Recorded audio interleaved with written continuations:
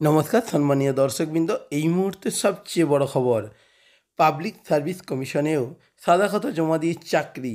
এসএসসির মাঝে নতুন দাবিতে শোরগোল সারা রাজ্য জুড়ে। এসএসসি রিক্রুটমেন্ট স্ক্যাম নিয়ে তোলপাড় রাজ্য।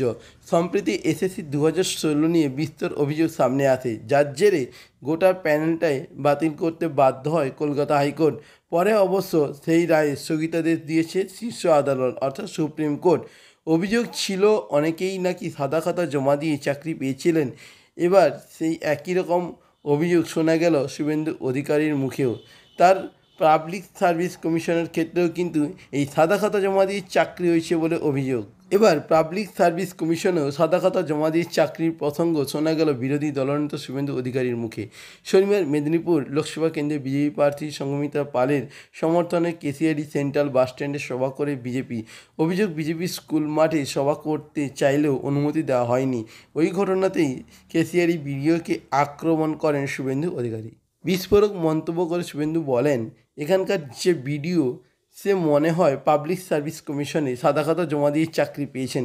শুধু তাই নয়, কেশিয়ারি আইসিকে সন্দেশখালী ধৃত তৃণমূল নেতা শেখ শাহজাহানের সঙ্গে তুলনা টানলেন শুভেন্দু। বলেন, এখানকার আইসি সন্দেশখালী শাহজাহানের মতো পিঠা খেত।